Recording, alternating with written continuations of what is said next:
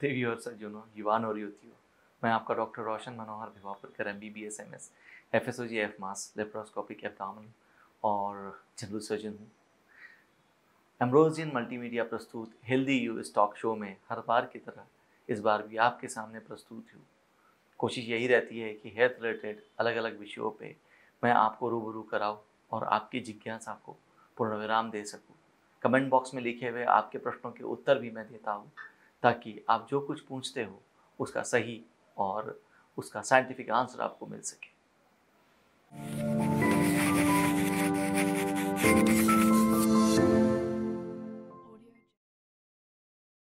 आज का विषय शुरू करते हैं।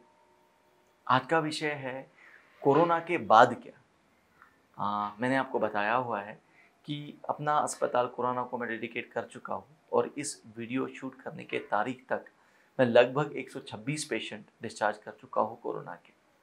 3 पेशेंट को मैं नहीं बचा पाया। एक सार्वभौमिक प्रश्न आता है कि डिस्चार्ज के बाद मुझसे मेरा मरीज़ पूछता है कि सर कोरोना तो अच्छा हो गया, टेस्ट नेगेटिव आ गई, I am also feeling good, but what next. अनेक सवाल होते हैं, हर सवाल का जवाब मैं देता हूँ। मैंने सोचा क्यों ना ये सवालों के जवाब मैं सबके लिए इस एम्ब्रोजियन मल्टीमीडिया के प्लेटफॉर्म के थ्रू दूँ, इसीलिए ये आज का वीडियो। अब पहले तो देखते हैं कि हम डिस्चार्ज पेशेंट को किस क्राइटेरिया पे करते हैं। एक बार जब पेशेंट हमारे यहाँ एडमिट होता है कोरोना वायरस पॉजिटिव आके और तकलीफ़ लेकर, किसी को बुखार होता है, किसी को खांसी होती है, किसी को थकावट होती है, किसी को लूज मोशंस भी होती है, तो उसके बाद हम उन्हें एडमिट करते हैं। एडमिशन के कुछ क्राइटेरियाज हैं, उस पे बेसिस पे हम उन्हें एडमिट करते हैं। एडमिट करने का सारी दवाइयाँ शुरू करते हैं। पेशेंट यूजुअली 1 से 2 हफ्ते में अच्छा होता है, फिर हम उन्हें डिस्चार्ज करते हैं। अब कब डिस्चार्ज करते हैं? डिस्चार्ज करने के 2 क्राइटेरियाज हैं। एक ये कि उसका टेस्ट नेगेटिव आना चाहिए कोरोना का, और दूसरा ये कि पेशेंट को अच्छा फील होना चाहिए। दोनों में से कोई भी एक अगर क्राइटेरिया प्रेजेंट नहीं रहा तो मैं पेशेंट डिस्चार्ज नहीं करता हूँ।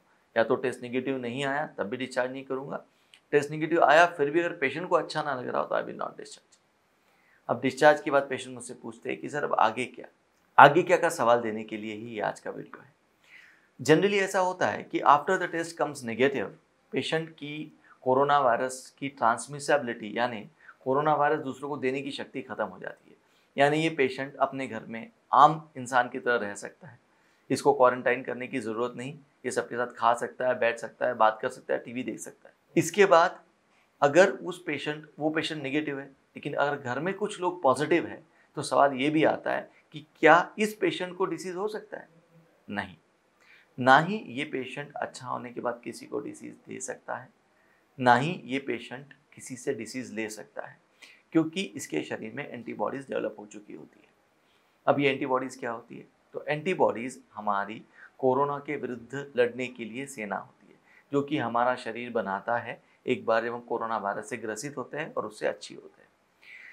तो ये तय हुआ कि पेशेंट को ना कोरोना वायरस वो किसी को दे सकता है, ना किसी से ले सकता है। इसके बाद पेशेंट पूछता है कि सर अब मैं एक्टिविटीज़ कब से करूँ, क्या एक्टिविटीज़ करूँ, क्या खाऊँ, क्या पीऊँ? बहुत सिंपल सवाल है और बहुत ही सिंपल जवाब है, बहुत कॉमन से सवाल है। Patient can do all the activities which are not exertional, यानी एक्सर्ट नहीं करना है, क्योंकि अभी अभी कोरोना से लंग्स रिकवर हुए हैं, उनकी पूरी तरीके से फंक्शन करने की शक्ति अभी लौटी नहीं है, तो आपको एक्सर्ट नहीं करना है। एक्सर्ट नहीं करने से आप ये करेंगे कि आपके शरीर का ऑक्सीजन रिक्वायरमेंट आप कम से कम रखेंगे, जिसकी वजह से आपके लंग को रिकवरी होने में जो समय चाहिए वो समय मिल जाएगा। आप घर पे वॉक कर सकते हैं, आप टेरेस पे वॉक कर सकते हैं, आप आपके आंगन में वॉक कर सकते हैं हल्का फुल्का। मास्क लगाना है कि नहीं लगाना है आप पे डिपेंड करता है। आपने नहीं भी लगाया तो भी कोई विशेष फर्क नहीं पड़ता, लगा ले तो अच्छा है। आप क्या खा सकते हैं? आप घर का बना हुआ पूरा पौष्टिक अन्न खा सकते हैं। मैं ठंडा और खट्टा खाने का एहतियात बरतने को बोलता हूँ, क्योंकि ये दोनों चीज़ों से खांसी होती है और कोरोना वायरस के पेशेंट को वैसे ही खांसी रहती है। इसलिए मैं कहता हूँ कि आप ठंडा ना खाएं और खट्टा ना खाएं। ठंडा ना खाएं का मतलब ये नहीं कि पानी गर्म करके पिए, आप रूम टेम्परेचर पे, नॉर्मल टेम्परेचर पे पानी पी सकते हैं, गर्म करने की ज़रूरत नहीं है। और खट्टा अवॉइड कीजिए। इसके बाद क्या, क्या खाना समझ में आ गया, कैसे रहना समझ में आ गया, दवाइयाँ। अब दवाइयाँ ऐसी है कि यूजुअली डिस्चार्ज के बाद एंटीवायरल मेडिसिन सारी बंद हो जाती है। हम देते क्या है, हम देते हैं इम्यूनोबूस्टर्स, जिसकी वजह से आपकी एंटीबॉडीज जल्दी से जल्दी बने। हम लोग देते हैं vitamin B, vitamin C, vitamin D, कुछ ऐसी दवाइयाँ जो आपकी पेट को शांत रखें, क्योंकि बहुत सारी दवाइयाँ हमने दी रहती है, और कुछ भूख लगने के सिरप्स, कुछ एनर्जी बस्टर्स, ये आपको हम देते हैं। ये आपको रेगुलरली लेना है। ये लेने के बाद 7 दिन के बाद हम आपको बुलाते हैं, 7 दिन के बाद आना है। उस दिन हम आपका एक छाती का सीटी स्कैन करते हैं, जिसे हम HRCT चेस्ट कहते हैं, और हम एंटीबॉडी टेस्ट करते हैं। अब HRCT में हम ये देखते हैं कि जो कंडीशंस आप लेकर हमारे पास आए थे, वो कंडीशंस में कितना सुधार आया है। अगर सुधार आया है तो बहुत ही बढ़िया, अगर सुधार नहीं आया है तो हम आपको कुछ पल्मोनरी एक्सरसाइजेस बताते हैं, लंग्स की एक्सरसाइजेस बताते हैं। एंटीबॉडीज से हम ये जानते हैं कि रोग प्रतिकारक शक्ति कितनी डेवलप हुई। IgG और IgM 2 प्रकार की एंटीबॉडीज होती है। IgM तुरंत आ जाती है, IgG को आने को लगभग 2 से 3 हफ्ते लगते हैं। जब आपकी ये दोनों एंटीबॉडीज आपके शरीर में डेवलप हो जाती है, तब आप पूरी तरीके से कोरोना से इम्यून हो जाते हैं। यानी अब आपको कोरोना हो नहीं सकता, जब तक कि आपके शरीर में ये एंटीबॉडीज़ है। अब ये एंटीबॉडीज़ कितने दिन तक रहती है?